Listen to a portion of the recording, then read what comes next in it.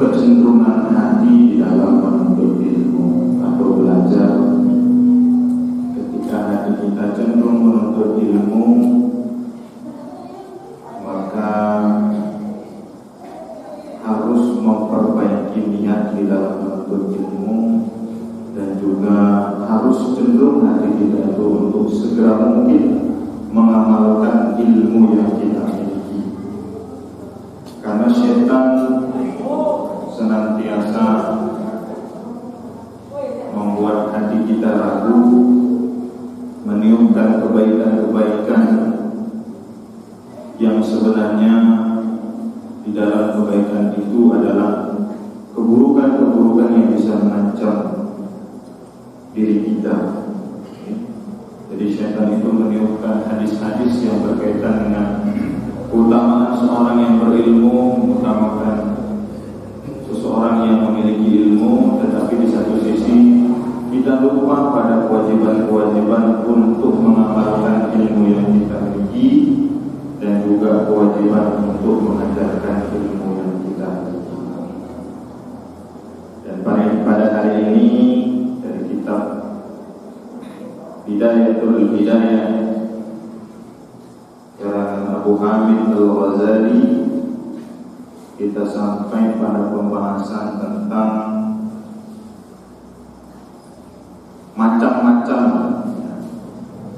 macam-macam manusia di dalam menuntut ilmu.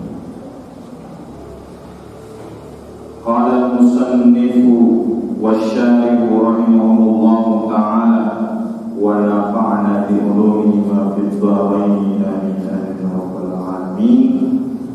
An-nas fi talabil ilmi ala thalathati ahwalin. Rajulun talaba al-ilma liyattakhidahu zadahu ila al-ma'ad wa lam yaqsid bihi illa wajha Allah wa dar al-akhirah fa hadha min al-faizin. An-nasa, bahwasanya manusia fi talabil ilmi, di dalam menuntut ilmu itu, ala thalathati ahwalin, terdiri atas 3 keadaan. Manusia di dalam menuntut ilmu itu terdiri atas 3 keadaan, ay maratib atau tingkatan. Rajulun, tingkatan yang pertama, rajulun talabal ilma liyattakhidahu ma'ad. Jenis manusia yang pertama adalah rajulun talabal ilma liyattakhidahu ay yaj'alahu zadahu ilal ma'ad. Rajulun, laki-laki atau manusia, talabal ilma liyattakhidahu zadahu ilal ma'ad. Manusia yang menuntut ilmu untuk mengambil atau menjadikan atau mempersiapkan zadahu ilal ma'ad, bekalnya untuk menghadapi hari akhirat. Ya, ma'ad itu pengertiannya adalah yaumul akhirah. Fa innaha ma'adul khalqi. Jadi hari akhirat itu hari akhirat disebut sebagai yaumul ma'ad karena dia tempat kembalinya para makhluk. Ma'adul khalqi, tempat berpulangnya makhluk. Jadi orang yang pertama itu menuntut ilmu untuk mengumpulkan bekal sebanyak-banyaknya dalam menghadapi hari akhirat. Ilmu di sini adalah ilmu agama khususnya dan ilmu pengetahuan secara umum. Jadi kalau kita sebagai belajar ilmu kedokteran, maka niat kita belajar ilmu kedokteran pertama-tama adalah untuk menyelamatkan orang lain. Menyelamatkan orang lain itu amalan kebaikan. Amalan kebaikan itu adalah bekal kita di dalam menghadapi akhirat. Begitupun kita belajar ilmu ekonomi. Belajar ilmu ekonomi tujuan kita membuat ekonomi di masyarakat semakin baik. Itu menjadi amalan kebaikan, dan amalan kebaikan pun menjadi bekal kita menghadapi hari akhir. Walam yaqsid bihi illa wajh Allah wa daral akhirah. Dan orang yang pertama ini tidak bermaksud di dalam menuntut ilmu illa wajh Allah, kecuali atas mengharapkan wajah Allah, mengharapkan ridhonya Allah Subhanahu wa taala, wa daral akhirah, dan kehidupan di hari akhirat. Fahada ay ar-rajul minal faizin. Inilah orang-orang yang beruntung itu, orang-orang yang berhasil itu. Jadi dia menuntut ilmu agama, niatnya adalah liyattakhidahu zadahu ilal ma'ad, untuk mengambil bekal, mengumpulkan bekal sebanyak-banyaknya untuk kehidupan akhirat. Jadi yang dijelaskan oleh Imam Abu Hamid Al-Ghazali, yang pertama ini adalah orang-orang yang beruntung. Beruntung karena niatnya dalam menuntut ilmu benar. Niatnya di dalam menuntut ilmu adalah mengumpulkan bekal sebanyak-banyaknya untuk menghadapi kehidupan di akhirat. Jadi ini bahwa di dalam menuntut ilmu itu kadang-kadang selaku kesini menganggap boleh kita menuntut ilmu dengan niat apapun. Jadi yang paling benar di dalam melakukan satu amalan itu adalah niatnya benar, cara melaksanakannya juga benar. Meskipun ada hadis niatul mu'min khairun min amalihi, niatnya seorang mukmin itu lebih baik dari amalnya. Kenapa begitu? Karena meskipun amalnya benar tapi niatnya salah, maka amal itu tertolak. Tetapi kalau niatnya sudah benar, meskipun dia tidak beramal, niatnya pun sudah dicatat sebagai sebuah kebaikan. Tetapi niat yang baik dalam melakukan satu amalan harus diikuti dengan cara mengamalkan yang benar. Jangan sampai niat yang benar diwujudkan dengan amal yang salah. Itu seperti orang yang mau membersihkan ruangan, yang ngepel ruangan sini ngadu air sih kotor. niatnya bagus mau membersihkan ruang, tetapi karena caranya salah, perbuatannya menjadi sia-sia. Karena niat membersihkan ruangan harus terkadu air si bagus, air si bersih.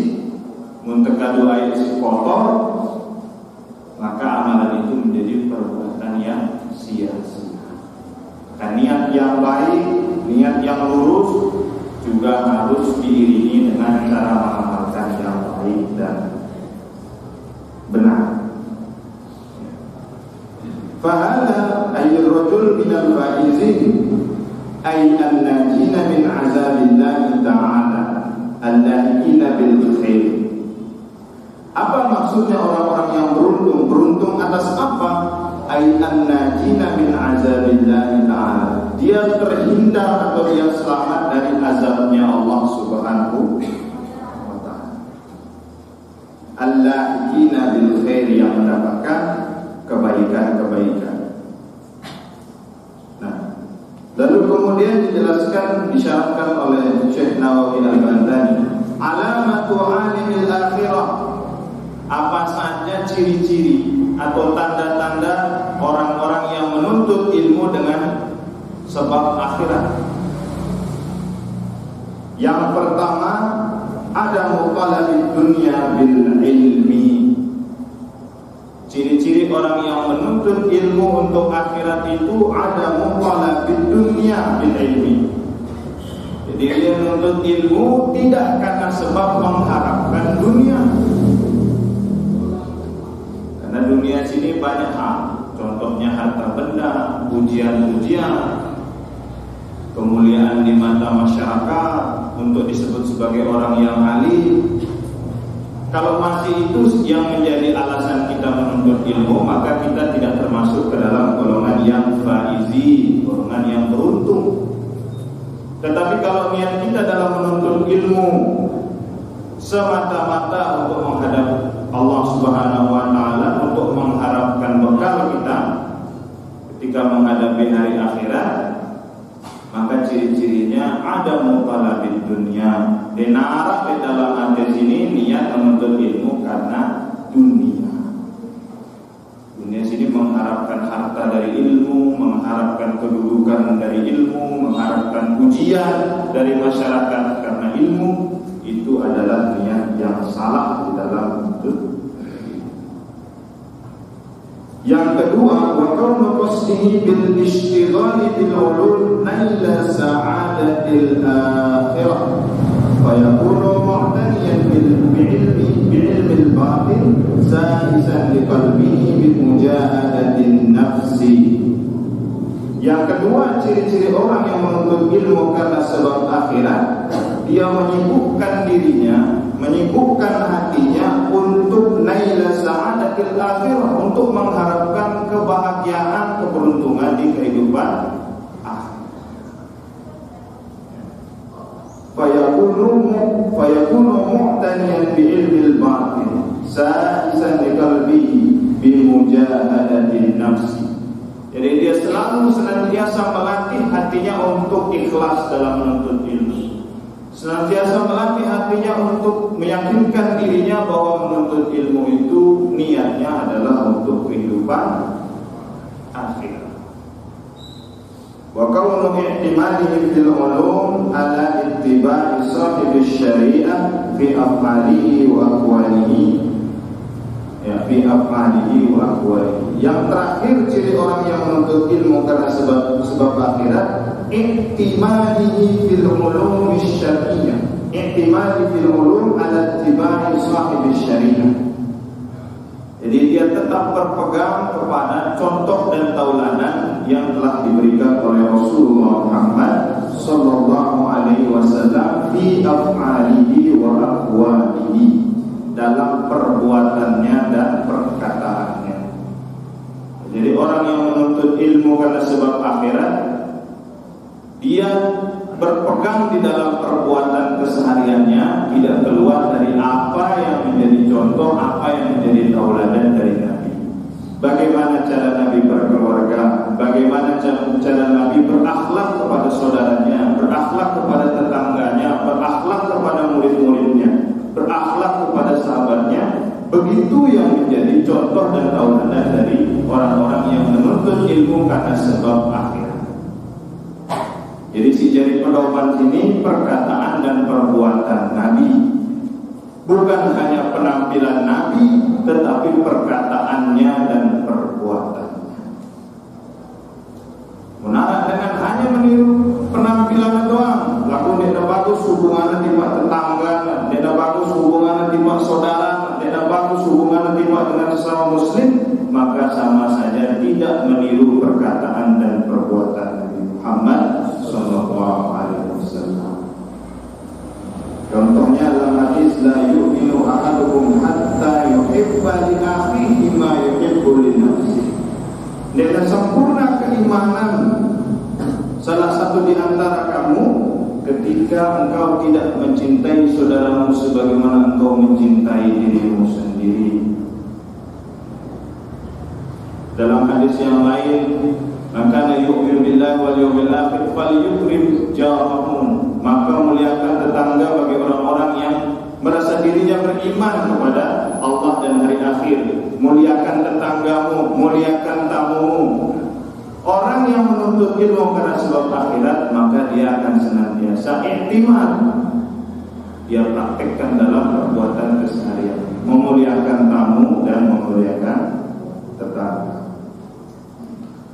Wa alamatu adami talabid dunya bil ilmi, dan tanda-tanda lain, ciri-ciri orang yang menuntut ilmu dengan tidak mengharapkan dunia. Nah, ini contoh lain nih. Alamatu adami talabid dunya bil ilmi. Apa ciri-cirinya orang yang menuntut ilmu tidak karena sebab dunia? Ciri-ciri yang pertama adalah ayyakuna awwala amili bil amri wa mujtanibin lin nahyi. Ciri-ciri apa? Ayyakuna awwala amili bil amri. Dia menjadi orang pertama yang mengamalkan perintah Allah.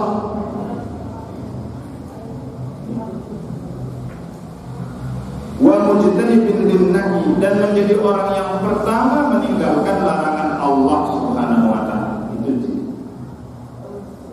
Membedai barang guru, barang ustaz yang memerintahkan kita untuk berbuat baik kepada sesama muslim, untuk berbuat baik kepada siapapun, maka dia menjadi orang yang pertama mengamalkan itu. Maka itu disebut ada mutalabid dunia bil ilmi. Para ustaz mengajarkan kita sabar, maafkan saudaramu yang berbuat salah, maka ia menjadi orang yang pertama memaafkan kesalahan saudara-saudaranya sesama muslim. Itu ciri-cirinya ada mutalabid dunia. Tapi munara ustaz ketika ceramah mengajarkan kita semua berbuat baik kepada sesama muslim, tetapi dalam isi ceramahnya sini menyesatkan dan membid'ahkan saudaranya sesama muslim yang lain, maka perlu dicurigai, jangan-jangan niatnya dalam menuntut ilmu bukan binaili sa'adat al-akhirah. Karena Nabi SAW bersabda, sibabul muslim fiskun, mencaci maki sesama muslim itu perbuatan fasik. Kalau benar kita ittiba mengikuti Rasul, maka dendek sesama muslim sini, meskipun ada perbedaan, dendek saling puja, dendek saling salah. Awwala amili bil amri wa mujtanibin lin nahyi. Mujtanibin lin nahyi, paling pertama meninggalkan larangan. Ketika dalam Islam dilarang untuk berdusta, dilarang untuk berbohong, maka ia sejari pertama meninggalkan larangan. Dilarang untuk menipu orang lain, dilarang untuk berbuat kasar, dilarang untuk berkata-kata yang kotor, maka ia sejari pertama meninggalkan larangan Allah Subhanahu wa taala.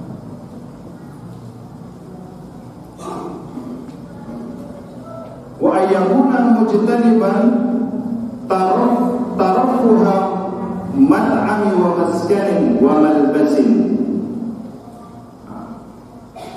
Wa ayyakuna mun'azilan munqabilan min mukhalatatis sultan. Ini orang yang menuntut ilmu karena sebab akhirat itu mujtaniban tarafuha mad'amin wa maskanin wa malbasin. Dia menuntut ilmu bukan karena ada mat'amin, arah honor, wa maskanin, arah tempat tinggal, wa malbasin, biar pakaian jubah si bagus. Jadi tujuannya dalam menuntut ilmu tidak mengharapkan makanan, tidak mengharapkan pakaian, tidak mengharapkan tempat tinggal. Jadi arah dengan menuntut ilmu, bayangan mau menjadi dengan alim, makan apa doang si belele sini terwujud. Apa sih jadi bayangan pakaian rumah tinggal si mewah sini terbayang. Nah ini ciri-ciri orang yang menuntut ilmu karena sebab dunia. Kalau kita menuntut ilmu karena sebab akhirat, mujtaniban tarfuha mat'amin wa maskanin wa malbas. Denarah dalam pikiran tersini mengharapkan makanan si lezat, baju pakaian si bagus, maskanin rumah tinggal si mewah. Karena selaku di sini adalah perkara dunia. Menuntut ilmu semata-mata niat dahilahu zanahu ila mengumpulkan keterangan.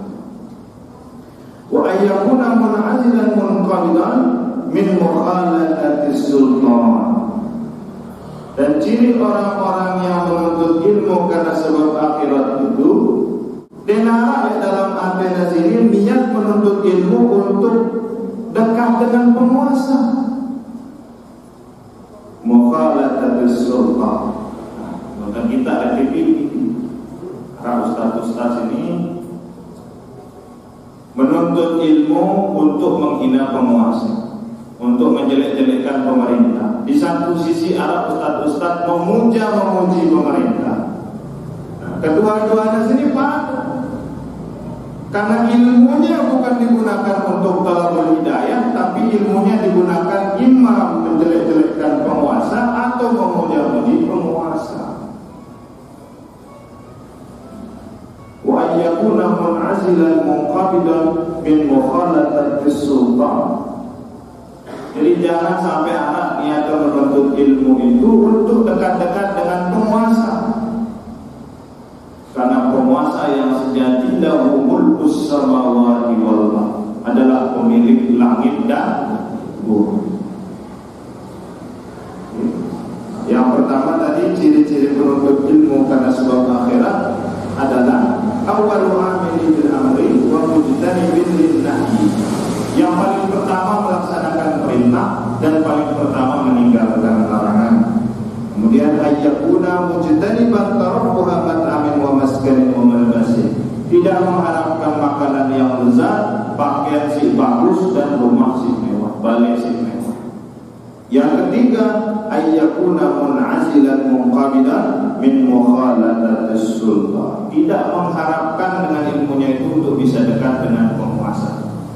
Karena dalam teori ini penguasa yang datang kepada orang yang alim, bukan orang alim yang datang kepada penguasa yang datang, pemerintah yang datang kepada orang alim bertanya tentang apa yang tidak diketahui, bukan dengan si alim datang di Pak.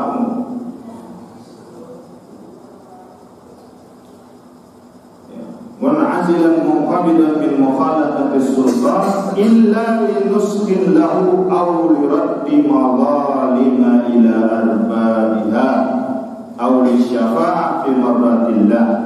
Nah, jadi apakah boleh orang alim dekat-dekat dengan penguasa? Boleh.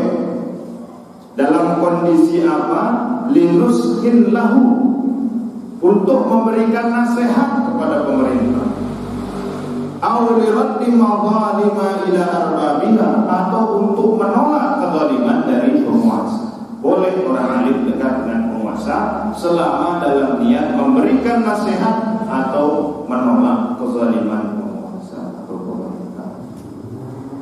Aulis syafa'ati fi mardatillah, atau mengajak kepada ridhonya Allah Subhanahu wa ta'ala. Ciri-ciri selanjutnya sini, wa alla yakuna musari'an ilal fatawa. Orang yang menuntut ilmu karena sebab akhirat sini, dia becat-becat mengeluarkan fatwa. Namun kita YouTube sini, ustaz-ustaz ini kadang selalu pertanyaan baru jawab. Apa doang sih jadi pertanyaan jamaah baru jawab. Entah ia kena apa dia tidak tahu. Imam Ghazali menjelaskan dan disyarahkan oleh Syekh Nawawi Al-Bandari, ciri orang yang menuntut ilmu karena sebab akhirat itu la yakun musari'an ilal fatawa. Dia becat-becat mengeluarkan fatwa. Fatwa sini keputusan-keputusan hukum-hukum yang berkaitan dengan syariat. Ka'ayyadullah ala man huwa a'lam itu, dia becat mengeluarkan fatwa, tetapi melanjutkan pertanyaan itu kepada orang yang lebih paham dari dirinya. Jadi orang yang alim tidak cepat-cepat mengeluarkan fatwa tentang hukum-hukum tertentu, ka'ayyadullah ala man huwa a'lam minhu, tetapi melanjutkan pertanyaan itu, memindahkan pertanyaan itu kepada orang yang lebih paham. Nah, contohnya kama ruwiya Shuraih bin Hani, ya, seperti diriwayatkan dari Shuraih bin Hani, qala ataitu Aisyah radhiyallahu anha, aku telah datang kepada Aisyah radhiyallahu anha, as'aluha 'anil mashi 'alal khaffain, aku bertanya kepada Aisyah tentang mengusap dua terompa. Faqalat 'alaika bi 'Ali bin Abi Thalib. Apa jawab Aisyah? Coba kamu tanya Ali bin Abi Thalib. Fas'alhu fa innahu kana yusafiru ma'a Rasulillah sallallahu alaihi wasallam. Jadi ada sahabat datang kepada Aisyah bertanya, "Hai Aisyah, bagaimana sebenarnya masul khaffain itu atau mengusap dua terompah itu?" Aisyah radhiyallahu anha tidak langsung menjawab. Tapi apa jawaban Aisyah? Coba kau tanya Ali bin Abi Thalib. Fas'al, tanya kepada Ali bin Abi Thalib. Fa innahu kana yusafiru ma'a Rasulillah sallallahu alaihi wasallam. Karena yang sering bepergian dengan Rasulullah Muhammad sallallahu alaihi wasallam adalah Ali bin Abi Thalib. Pasti yang lebih paham adalah Ali bin Abi Thalib. Jadi dendek terjadi dengan alim sini, dendek becat-becat mengeluarkan fatwa yang tidak kita ketahui, kita jawab tidak tahu. Muntasalah akibatnya sini dengan sini masyarakat Jawa sini mengikuti sesuatu yang sama. Maka fas'alu ahlan dzikri kuntum la ta'lamun. Bertanya kepada yang berilmu ketika kita tidak mengetahui. Dan contoh-contoh yang lain disebutkan di sini tentang orang-orang berilmu, para sahabatnya, la yakunu musari'an ilal fatawa. Dia becat-becat mengeluarkan fatwa. Nah, itu ciri yang pertama, ciri-ciri dari orang-orang yang faizi, orang-orang yang najina min azabillah, orang-orang yang menuntut ilmu dan dia beruntung terhindar dari azabnya Allah Subhanahu.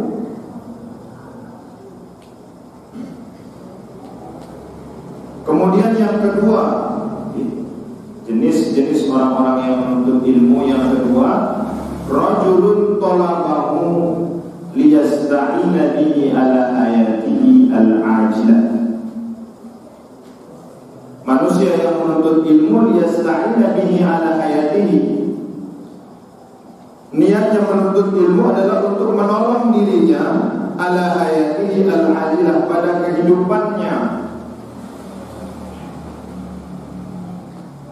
wa yanalu bihi al-'izza wal jah wal mal wa huwa 'alimun bidzalik. Maksudnya menolong dalam kehidupannya itu dia mendapatkan kemuliaan, mendapatkan tempat yang bagus, mendapatkan harta benda, wa huwa 'alimun bidzalik, dan dia tahu niatnya itu bahwa dia menuntut ilmu untuk al-'izzah wal jah wal mal, untuk kemuliaan, untuk kedudukan yang bagus, dan untuk harta benda.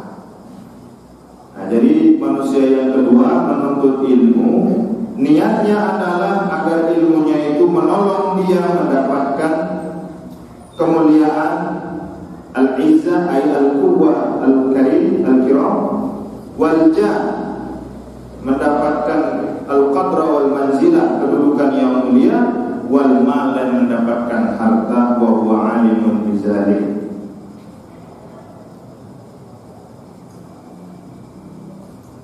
Tetapi orang yang kedua ini meskipun niatnya salah di dalam menuntut ilmu, wa huwa 'alimun bidzalik, mustash'irun fi qalbihi kata hadis, meskipun sadar niatnya sini dalam menuntut ilmu itu salah, tapi dia juga sadar bahwa niatnya itu harus dia rubah.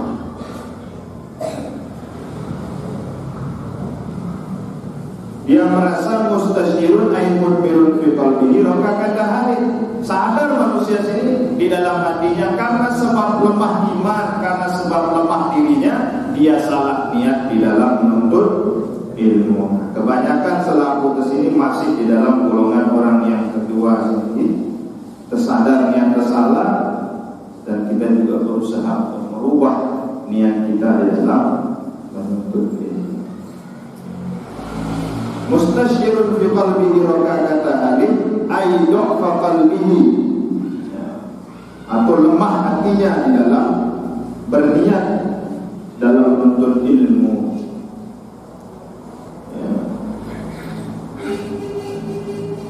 Wa khissata maqsadihi fa hadza minal mukhatirin.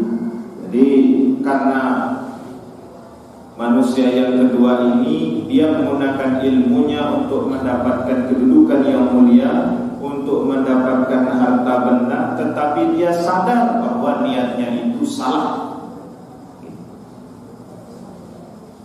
Kata Imam Ghazali, fahada minal mukhatirin. Nah, ini orang-orang yang harus waspada, orang yang dalam bahaya. Ayyul muqarribina anfusahum ala khatri halakin, atau orang yang sudah dekat, muqarribina, sudah dekat dirinya itu dengan kehancuran. Nah, kita semua ini mungkin masih masuk di dalam golongan manusia yang kedua. Kita masih menggunakan ilmu kita untuk mendapatkan kemuliaan di mata manusia, untuk mendapatkan harta benda, untuk mendapatkan dunia, tetapi dalam hati kita sadar bahwa niat kita itu salah. Maka kita dalam keadaan yang disebut Imam Ghazali mukhatiri, orang-orang yang dalam bahaya.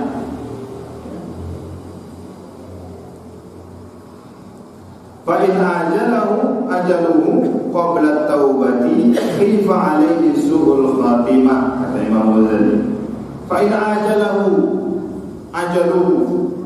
kalau jangan sampai ajalnya itu datang lebih cepat, ajal kita datang lebih cepat, qabla taubat, sebelum kita bertaubat, khifa alaihi su'ul khatimah, ditakutkan kita mati dalam keadaan su'ul khatimah. Jadi orang-orang yang mukhatirin ini, orang-orang yang bahaya ini, fa in ajaluhu qabla taubati khifa alaihi su'ul khatimah. Kalau kita bertaubat, kalau kita sempat bertaubat sebelum kita mati, maka kita masuk ke dalam golongan faizin.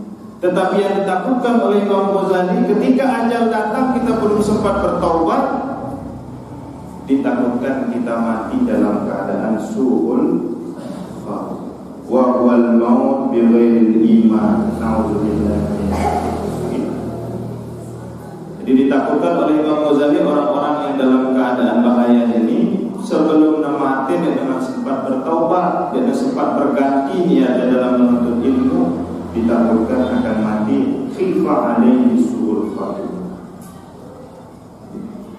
Wa baqiya amruhu fi khatril masyi'ah, ay haluhu fi khatril masyi'ah lillahi ta'ala, fa in sya'a 'afa anhu wa illa fala. Tentu dalam hal sini ketika kita bertaubat, dijelaskan oleh Syekh Nawawi Al-Bantani, fa in sya'a 'afa anhu wa illa fala. Tentu di dalam taubat kita, ketika Allah berniat memaafkan kita, maka kita akan dimaafkan. Tapi kalau Allah tidak memaafkan kita, maka kita tidak dimaafkan oleh Allah Subhanahu wa ta'ala.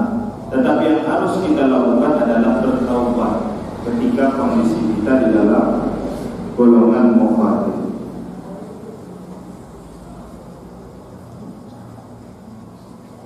Wa in wuffiqa litaubati qabla hululil ajal wa adafa ila ilmi al-amal wa tadaraka ma farata fihi min al-khalal iltahaqa bil faizin. Kalau sebelum dia mati, orang-orang yang mukhadirin, orang-orang yang dalam bahaya ini, sempat dia mengamalkan ilmunya, sempat dia merubah niatnya dalam menuntut ilmu, iltahaqa bil faizin, maka dia akan masuk ke dalam golongan yang pertama, golongan orang-orang yang beruntung. Fa inna at-taibu minal dambi kaman la dhanba lahu. Fa inna at-taiba minal dambi kaman la dhanba lahu. Orang-orang yang bertobat dan masuk ke dalam golongan yang beruntung, sebab seperti seumpamanya orang-orang kaman la dhanba lahu, yang tidak pernah punya dosa. Nah, golongan yang kedua, meskipun selalu kesini rata-rata masuk dalam golongan kedua sini, masih ada harapan untuk bertaubat. Dan ketika kita bertaubat, kita merubah niat kita dalam menuntut ilmu, kita mengamalkan ilmu yang kita punya, maka kita akan masuk ke dalam golongan orang-orang yang faizin, orang-orang yang beruntung. Memang merubah niat sini tidak perkara mudah, mungkin karena niat sini menghaluha fil qalb, niat sini dalam hati. Kadang-kadang lebih tinggi niatnya bagus, kadang-kadang tambah hari, tambah bulan, duit masalah, duit utang, mulai niat sini berubah. Maka di dalam kehidupan manusia sini perlu setiap hari tajdid dunia, tashdidun niat wa tajdid dunia, memperbaiki dan memperbaharui niat kita di dalam melakukan amalan. Kemudian warajulun tsalithun, kemudian golongan manusia yang ketiga, istahwadha alaihi syaitan. Golongan ketiga itu adalah manusia yang sudah dikalahkan oleh syaitan. Fattakhadha ilmahu dzari'atan, maka dia menjadikan ilmunya itu dzari'atan, wasilatan, sebagai perantara ila takatsur, untuk berlebih-lebihan atau bermewah-mewahan, bil mali wat tafakhur, berlebih-lebihan di dalam harta dan untuk berbangga-bangga diri, ay al-mubahatu bil jahi wat ta'assusi, berbangga-bangga diri untuk kehormatan dan kemuliaan, ay sayruratil quwwah, atau dalam rangka meraih kekuatan. Nah, jelas. Kalau orang yang ketiga jelas niatnya dalam menuntut ilmu adalah untuk zari'atan ila takatsur, sebagai perantara untuk mendapatkan kemewahan, perantara untuk mendapatkan kemuliaan, kebanggaan diri dan kekuatan. Bikasratil atba'i, mendapatkan pengikut yang banyak. Wa yadkhulu bi ilmihi kullama dakhalin, ayyam kuru bi ilmihi makran katsiran, maka ilmunya itu akan menyebabkan semua kerusakan. Ayyam kuru bi ilmihi makran katsiran, atau ilmunya itu menyebabkan kerusakan yang besar.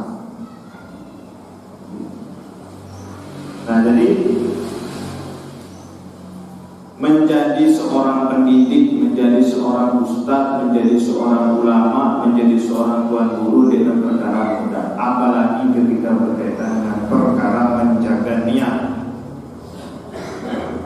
Dalam perkara kita menjaga niat, jangan-jangan termasuk dalam golongan orang-orang yang ketiga. Siapa orang-orang yang ketiga? Istahwaza alaihi syaitan, telah dikalahkan hatinya oleh syaitan, sehingga niatnya dalam menuntut ilmu tidak lagi niat lillahi ta'ala, tetapi untuk mendapatkan at-takatsur bil mal wa tafakhur bil jah wa ta'azzuzi bi kasratil atba'i, untuk mendapatkan harta yang banyak, mendapatkan kehormatan, kemuliaan, dan mendapatkan pengikut yang banyak. Maka orang-orang yang seperti ini yadkhulu bi ilmihi kullama dakhalil, ilmunya menyebabkan kerusakan yang besar. Ay yaqulu bi ilmihi makran katsiran. Qala wa la tattakhidu aymanakum dakhlan bainakum, di dalam Quran disebutkan ini. Wa la tattakhidu aymanakum dakhlan bainakum ay makran wa fadilan. Maksud dari yadkhulu bi ilmihi kullama dakhala, ilmunya itu menyebabkan tipuan-tipuan. Kenapa ilmunya itu menipu? Raja'a ayyaqdiya minad dunya wa tarahu wa huwa ma'a dzalik.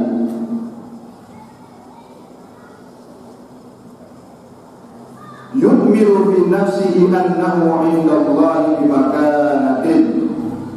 Nah, jadi orang-orang ketiga ini roja'a ayyaqdiya minad dunya wa tarahu wa huwa ma'a dzalika ay ja'lil ilmi wasilata ila tilkal adrar. Orang yang ketiga itu di dalam ilmunya dia mengajak orang-orang untuk meninggalkan dunia, tetapi dia sendiri menuntut ilmu, dia sendiri mengajarkan ilmu itu niatnya untuk dunia. Celakanya di sini, dia tertipu dengan syaitan. Dia mengajarkan orang-orang untuk meninggalkan dunia, tetapi di dalam hatinya niatnya mengajarkan ilmu, niatnya belajar semata-mata untuk mendapatkan dunia. Yu'miru fi nafsihi annahu indallahi bimaganatin. Dia merasa di dalam hatinya dia memiliki kedudukan yang khusus, kedudukan yang spesial di sisi Allah disebabkan oleh ilmunya. Nah, ini yang berbahaya dari orang yang ketiga. Dia merasa tidak ada masalah dengan niat, karena dia berilmu, dia berada pada kedudukan yang khusus di sisi Allah Subhanahu wa taala disebabkan oleh ilmunya. Itu yang disebut sebagai yadkhulu bi ilmihi kullama dakhala. Ilmunya menipu dirinya sendiri.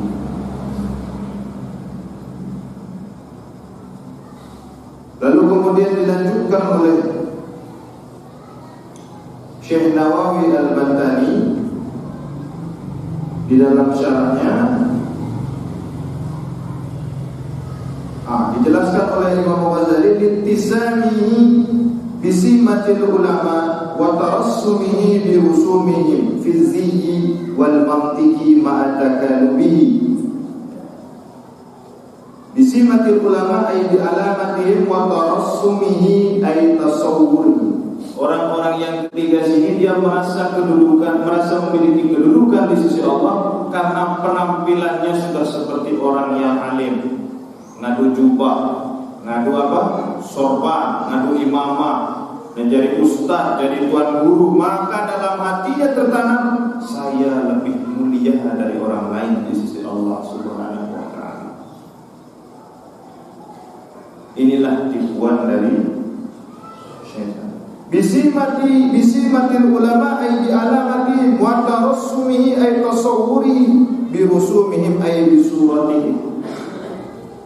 Dia berpenampilan seperti orang yang alim, memakai jubah, memakai imamah, lalu kemudian dengan kata-kata dan retorika dia menipu orang lain dengan ilmunya, dan dia merasa dirinya memiliki kedudukan di sisi Allah Subhanahu wa taala.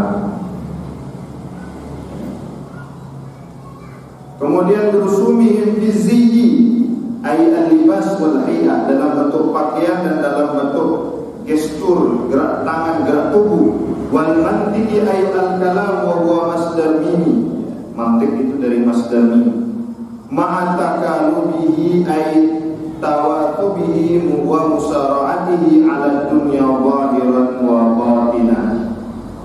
Dengan pakaiannya yang seperti orang alim, dia mengajak orang lain untuk meninggalkan dunia, padahal ia menjadi orang yang paling pertama mengejar dunia, zahiran wa batinan, secara zahir dan batin. Ini orang-orang yang celaka. Jadi golongan yang ketiga, orang-orang yang jelas dengan ilmunya, dia mencari dunia.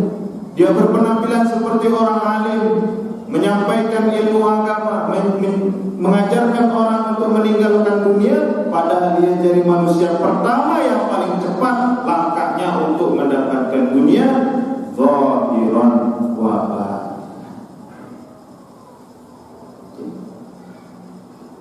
Fahadha minal halikina wa minal hamqa. Inilah orang-orang yang celaka dan orang-orang yang hamqa. Hamqa itu berbahasa zaman now, ini hamqa ini dulu. Hamqa bil qaf dengan qaf, hamqa, ahmaq. Jadi arah dengan si Peter lakunya dulu. Apa sebabnya dulu? Salah niatnya di dalam menuntut ilmu, salah niatnya di dalam mengajarkan ilmu. Kata Imam Ghazali, orang-orang ini meskipun ilmu luwe, fahadha minal halikina wa minal hamqa. Inilah orang-orang yang celaka dan orang-orang yang gumu. Ini yang menjadi alasan di zaman tahun ini. Luwe dengan si Peter, luwe dengan alim, tetapi kenapa masyarakat jamaah semakin bingung? Jangan-jangan luwe dengan si alim, lalu dia hamqa, lalu dia dulu. Na'udzubillah, summa na'udzubillah.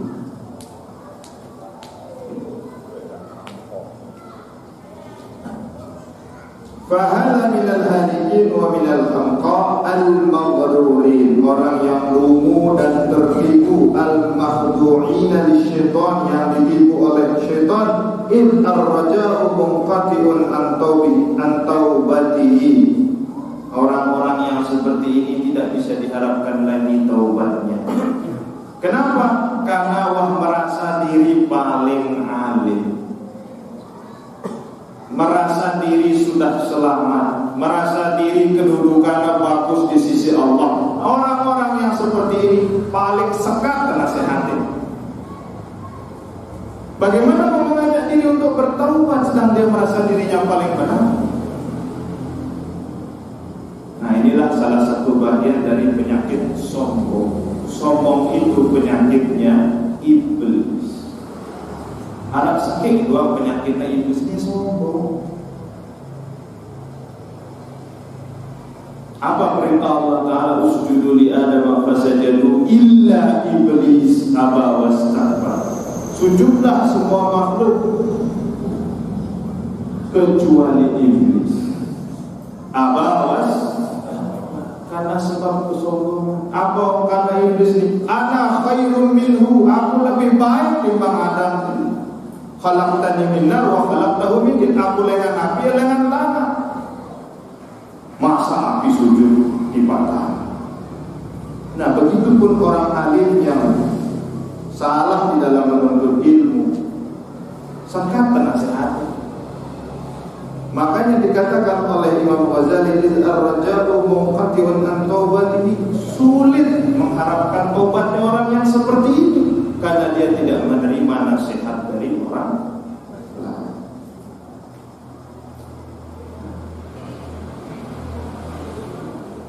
Kenapa taubatnya tidak bisa diharapkan? Didhannihi annahu minal muhsinin, karena ia merasa dirinya sini minal muhsinin, merasa diri orang yang berbuat baik, ay al-amilina bi'ulumin, atau orang yang beramal dengan ilmunya. Wa huwa ghafilun an qaulihi ta'ala ya ayyuhalladzina amanu lima taquluna ma la taf'alun. Orang-orang yang ketiga itu dia lupa, dia lalai dari firman Allah Ta'ala, ya ayyuhalladzina amanu, wahai orang-orang yang beriman, lima taquluna ma la taf'alun. Mengapa engkau mengatakan apa yang tidak engkau perbuat? Wa huwa mimman qala fihi, dan orang-orang yang ketiga ini masuk ke dalam apa yang disebutkan oleh Rasulullah sallallahu alaihi wasallam, ana min ghairi dajjal akhwafu alaikum min ad-dajjal. Ada orang-orang, ada kelompok yang aku lebih takut atas umatku selain Dajjal. Maka sahabat bertanya, man huwa ya Rasulullah? Siapa mereka ya Rasulullah? Faqila wa ma huwa ya Rasulullah? Faqala ulama usul. Rasulullah SAW bersabda, ada orang yang lebih aku takuti dari Dajjal atas umat. Sahabat bertanya, wa ma huwa ya Rasulullah? Faqala ulama usul, ulama yang jahat. Disyaratkan oleh Syekh Nawawi Al-Baghdadi, wa huwa kullu munafiqin, itulah orang-orang yang munafik. Kathiru ilmi lisan, ilmu lisannya banyak, retorikanya bagus, khutbahnya bagus, menarik hati orang-orang. Jahilul qalbi, tetapi bodoh hatinya. Jahilul qalbi wal amal, bodoh hatinya, salah pula dalam amalnya. Ittakhadhal ilma khirfatan yata'akkalu biha wahbatan yata'azzazu biha yad'un nas ila Allah wa yafirru huwa minhu. Dia mengajak orang kepada Allah, tetapi dia sendiri menjauhkan dirinya dari Allah Subhanahu wa taala. Kama qala sallallahu alaihi wasallam, dalam riwayat yang lain disebutkan, inna akhwafu ma akhafu ala ummati kullu munafiqin alimul lisan. Yang paling aku takutkan dari umatku, kata Rasulullah Muhammad SAW, kullu munafiqin alimul lisan, orang munafik yang pandai berbicara. Maka karena perkembangan zaman ini, perkembangan teknologi informasi, untuk buka YouTube, luwih ceramah-ceramah, luwih model ustaz. Apakah bagus? Bagus. Tapi apa? Mudah mau informasi, mudah mau pengetahuan baru. Tetapi yang ditakutkan oleh Rasulullah SAW, orang-orang munafik yang pandai berbicara. Untuk kita itu bagus ajaran-ajaran, tetapi dia memutus keburukan dengan kebaikan, sehingga membuat selaku ke sini mengikuti apa yang diajarkan. Kullu munafiqin alimul lisan, orang-orang munafik yang pandai dalam berbicara. Wahu Ahmad bin Hanbal, diriwayatkan oleh Ahmad bin Hanbal an Umar bin Khattab, dari Umar bin Khattab radhiyallahu anhu. Wa kama qala sallallahu alaihi wasallam, inna akhwafa ma akhafu ala ummati al-a'immah al-mudillun. Atau dalam riwayat lain Rasulullah sallallahu alaihi wasallam bersabda, yang aku takutkan atas umatku adalah orang pemimpin-pemimpin agama yang sesat. Rawahu al-Imam Ahmad al-Tabrani wa Nabi Darda. Ay inna min akhwafi syekh akhafu ala ummati dzalika wa hadza ay bayan hadzal hadis. Jadi hadis ini adalah riwayat berbeda dengan makna yang sama, yaitu yang ditakutkan oleh Nabi selain Dajjal adalah ulama su, ulama yang jahat. Apa ulama su itu? Kullu munafiqin katsirul ilmi lisan, orang-orang munafik yang pandai berbicara, pandai menyampaikan ilmunya, jahilul qalbi wal amal, tapi bodoh hatinya, bodoh pula di dalam amal. Itulah ulama as-su. Li'anna Dajjal ghayatuhu al-idlal, karena Dajjal ini jelas tujuan. Apa tujuan Dajjal? Menyesatkan manusia. Jelas tampilannya, jelas tujuan Dajjal.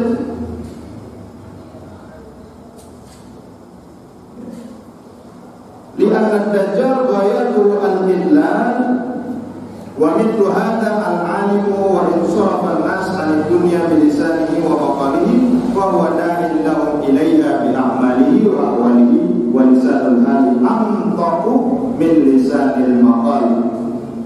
Jadi kalau Dajjal jelas ajakan ke sini untuk menuju kesesatan, sedangkan ulama su sini seakan-akan mengajak kita kepada kebaikan. Ulama su seakan-akan mengajak kita kepada kebaikan. Wa insarafan nasa 'anid dunya bilisanihi wa maqalihi fa huwa da'in lahum ilayha. Dia mengajak manusia dengan lisannya untuk menjauhi dunia, mengajak manusia dengan lisannya untuk mencintai akhirat, tetapi tingkah laku dan perilakunya seakan-akan mengajak manusia untuk mendapatkan dunia. Milu ngaji ini mau itu bantuan dengan luar negeri, milih ngaji ini mau itu bantuan. Ini contoh ulama. Niat ngaji lillahi ta'ala untuk mau bantuan ini jangan kemudian salah niat ngaji karena memilih mau bantuan. Nah ini perkara niat, ini perkara yang sulit.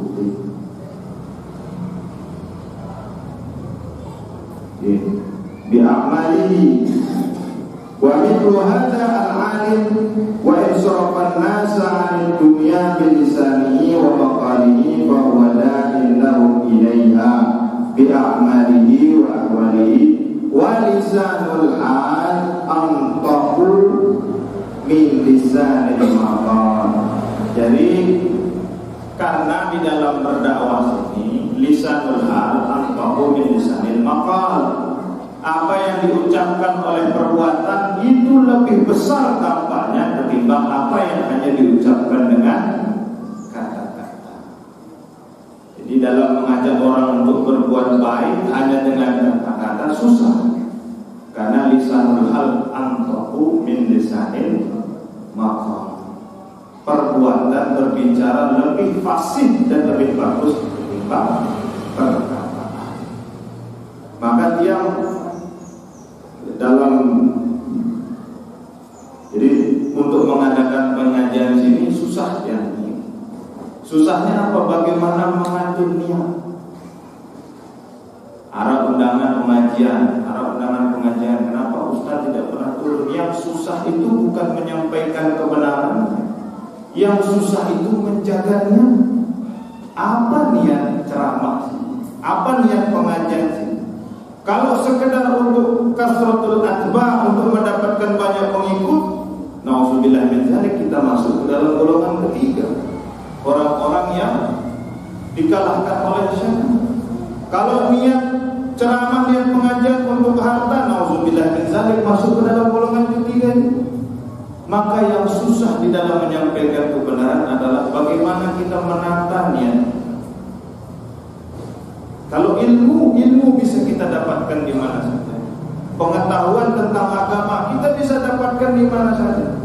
Tetapi menata niat itu membutuhkan latihan. Menata niat membutuhkan proses. Karena perkara niat ini bisa menjadikan amalan-amalan kita menjadi haba'an mansur, menjadi amalan yang seperti debu yang berterbangan, tidak memiliki manfaat. Watiba'un nasi ilal musa'adati bil a'mali amyalun ilaiha minal mutaba'ah bil aqwal. Dan manusia itu cenderung lebih mengikuti perbuatan ketimbang perkataan. Seperti anak-anak itu kalau kita katakan jangan merokok, lagu amanah merokok.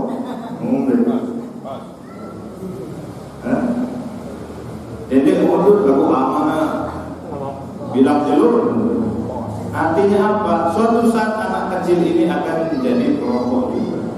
Kenapa? Karena dijelaskan oleh Imam Ghazali bahwa manusia itu cenderung mengikuti perbuatan ketimbang perkata. Wa tiba'un nasi ilal musa'adati fil a'mali amyalun, cenderung ilaiha minal mutaba'ati fil a'mal, cenderung mengikuti contoh dalam bentuk perbuatan ketimbang hanya dalam bentuk kata.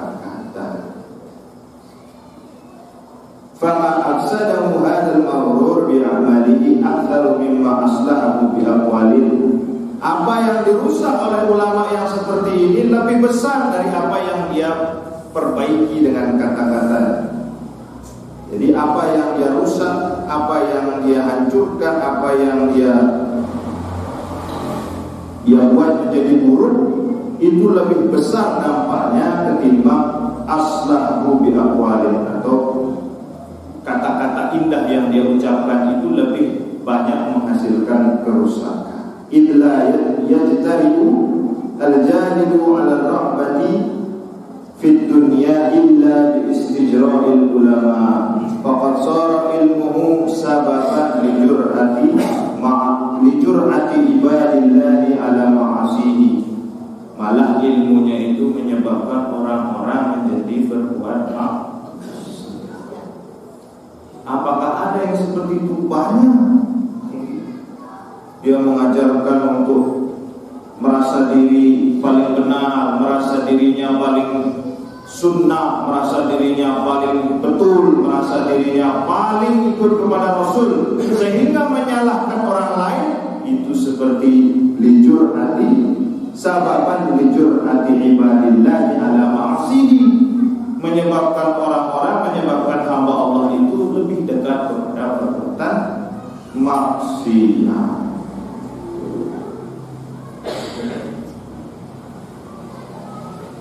Nah, jadi sampai di sini kita ada 3 golongan di dalam menuntut ilmu itu. Yang pertama, orang-orang yang faizin, orang-orang yang niatnya dalam menuntut ilmu adalah semata-mata linaili sa'adatul akhirah, mendapatkan kebahagiaan di hari. Yang kedua, orang-orang yang mukhatirin, orang-orang yang dalam posisi bahaya. Siapa orang-orang yang bahaya itu? Orang-orang yang niatnya masih salah dalam menuntut ilmu, tetapi dia sadar dalam hatinya, dia lemah dalam hatinya, dia ingin merubah niatnya dalam menuntut ilmu. Dan orang-orang yang ketiga, orang-orang yang minal halikin, orang-orang yang hancur, orang-orang yang binasa karena niatnya dalam menuntut ilmu jelas salah dan dia tidak mau merubah niatnya dalam menuntut ilmu. Nah, ini kita pembahasan kita pada hari ini sampai di sini, dan pengajian minggu depan kita mulai masuk di dalam inti dari Bidayatul Hidayah, yaitu faslun fi adabil istighfar minan naumi, pasal yang membahas tentang adab-adab bangun tidur. Jadi kata Imam Ghazali, kalau kita tidak bisa mengerjakan hal-hal yang kecil seperti ini, adab bangun tidur, adab masuk kaku, adab keluar kamar mandi, adab berwudu, jangan harap kita bisa memperbaiki niat kalau hal-hal kecil seperti ini tidak bisa kita lakukan. Jadi Bidayatul Hidayah ini adalah isyarat dari Imam Ghazali bagaimana kita mendapatkan hidayah, bagaimana kita bisa memperbaiki niat, bagaimana kita bisa mengamalkan ilmu kita, dimulai sejak kita bangun tidur sampai kita tidur lagi, sesuai dengan apa yang dijelaskan di awal. Jadi kunci dari ilmu, kunci dari amal ini, dari apa yang sudah kita pelajari adalah ikhlas. Kunci dari ilmu, kunci dari amal adalah ikhlas. Ikhlas itu bukan berarti kita tidak mengharapkan apa-apa, tetapi ikhlas itu berarti kita mengharapkan ridho dan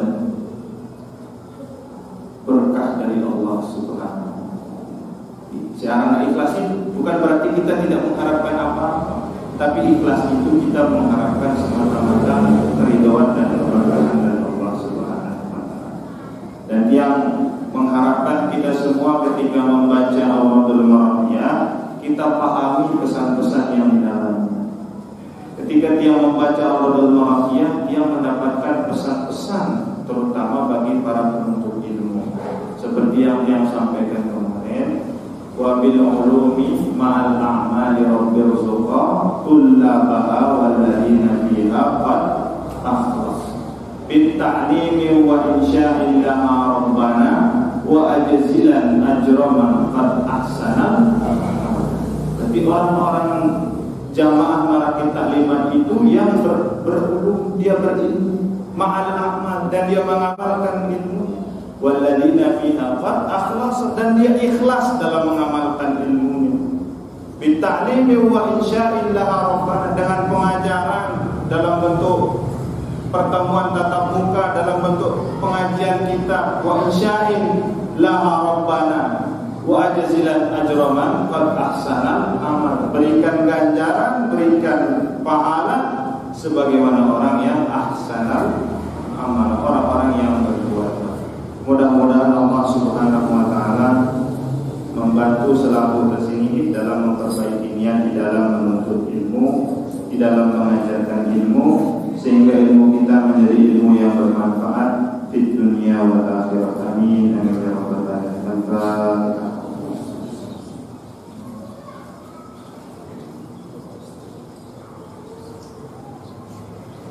Bismillahirrahmanirrahim. Alhamdulillahirabbil alamin. Alhamdulillah wa syukur mazidan ya rabbana alhamdulillah wa jalal wajhikal karim wa ala sultan. Allahumma shalli ala sayyidina Muhammadin tabbil qulubi wa dawaiha wa afiyatil abdan wa shifa'iha wa nuril absari wa diyaha wa rabbil qulubi wa diyaha wa ala alihi wa sahbihi fi kulli lamatin wa taslim bi kulli mu'amala. Allahumma ahsin 'aqibatana fil umuri kulliha wa ajirna min khizyid dunya wa 'adzabil akhirah. Allahumma 'allimna ma yanfa'una وانفعنا بما علمتنا. اللهم انا نسالك الهدى والتقى والعفاف والغنى. اللهم ارنا الحق حقا وارزقنا اتباعه وارنا الباطل باطلا وارزقنا اجتنابه. اللهم افتح علينا حكمتك وانشر علينا من خزائن رحمتك يا ارحم الراحمين. يا فتح يا عليم يا فتح يا عليم افتح علينا فتحا قريبا. ففهمنا سليمان وقلنا